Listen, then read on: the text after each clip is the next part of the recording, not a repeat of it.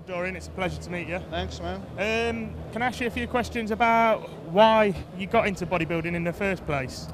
I got into bodybuilding because initially I was doing some martial arts and I started doing weights. The gym had weights as well.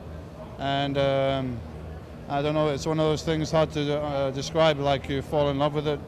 This is the thing for me, it feels right, you know. And then I just wanted to see how well I could do. I did very, very good early on. Even after 6 months in the gym, I won a little contest across in between gyms, and then I won a novice championship after 18 months. But the judges there were so impressed with the physique that they asked me to compete in the World Championships. Okay. So I think it was pretty unique, where somebody goes into a novice competition one weekend, and actually the next weekend was the World Games, which is World Championship.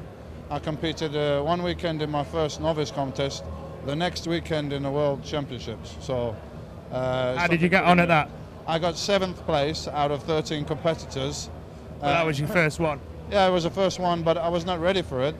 But people talked me into it because I was very good at this age for a beginner.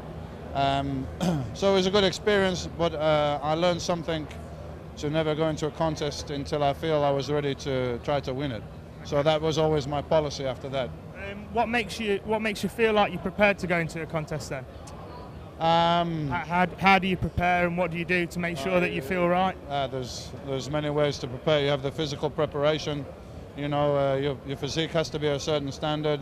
You have to do the preparation period, but it's also a mental thing. You know, you have to be ready to go up on stage and compete. And for me, that was the only reason to go in a contest. If I thought I had a chance to win it.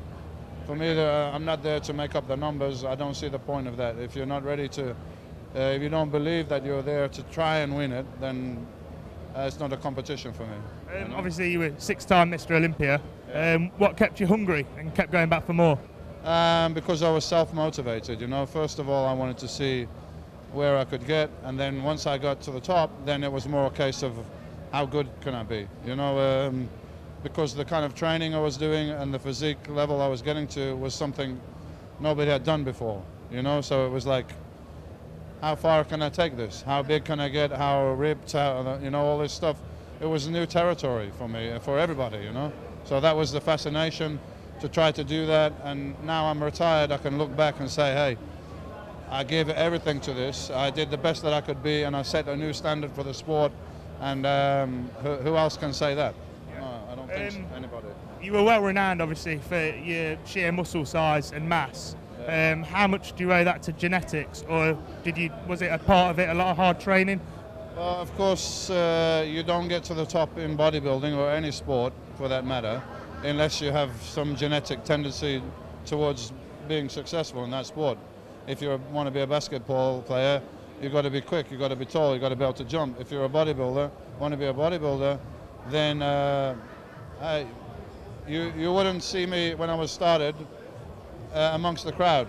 You wouldn't probably say, hey, this guy's going to be a great bodybuilder, or a Sean Ray, or Flex Wheeler, or Kevin Levrone. Any of these guys, they're not massive guys to start with, but they have an advantage. You know, they have long muscle bellies, they have naturally low body fat, they have a good structure. All these things you get, that's genetic, but the rest is down to you, you know. I set a standard with the physique, with the muscle mass, with the condition that nobody's seen before. That doesn't mean that nobody else before me was capable of doing it. Yeah, just nobody did it. Nobody had the vision to do it. So it's partly genetics, but there's more than one person out there with the genetics, you know, but only one person can win. So everybody in the Mr. Olympia has great genetics. So what's going to separate the guy from first place, from second, from 10th place? Then it's going to be what you put into it. You know, you get out what you put in, and I think I put in more than everybody else. So you were more determined than everyone else, and that was the key to your success, you think? I was more determined, I was mentally stronger, I always trained harder. I knew that, and my competition knew that. So that's why they couldn't beat me, you know? Yeah. Brilliant. Dorian, thanks for your time. All right. It's been a pleasure speaking to you.